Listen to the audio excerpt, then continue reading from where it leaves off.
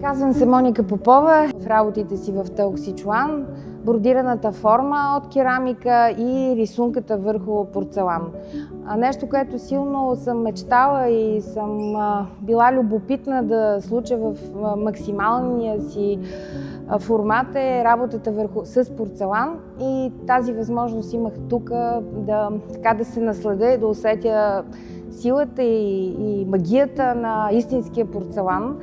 Както и мечта е било за мен да рисувам до толкова, че да наситя това си огромно желание да използвам рисунката върху керамика. Това като че ли до сега не съм го преживявала максимално и отново това е момент, в който успях максимално да наситя и да вкарам цялата си любов от рисунката върху тези прекрасни вази, които са зад мене и затова съм застанала пред тези вази, защото това е може би най-доброто.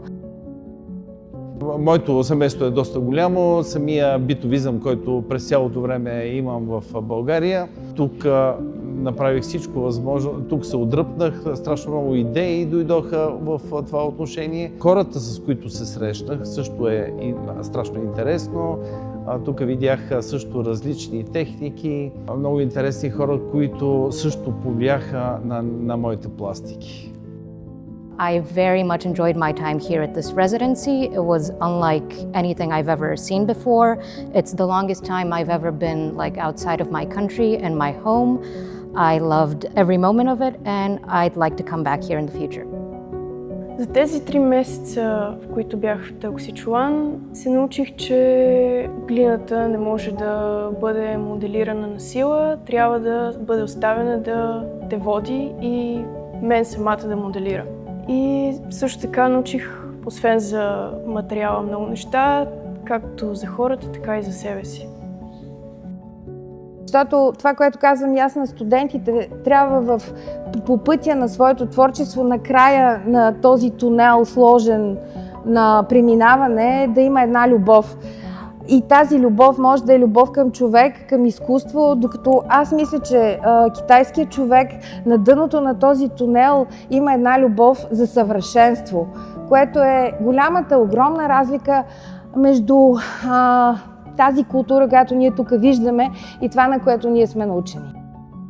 Това е нещо, което никой от нас няма да забрави. Това преживяно, магично усещане за изкуство и за правилност на живеене и на любов към хората, ние за първи път виждаме и сме безкрайно впечатлени и безкрайно благодарни за това, което ние видяхме, можахме да направиме и като върната любов към всичко това, което ние видяхме, е резултат от цялата тази изложба.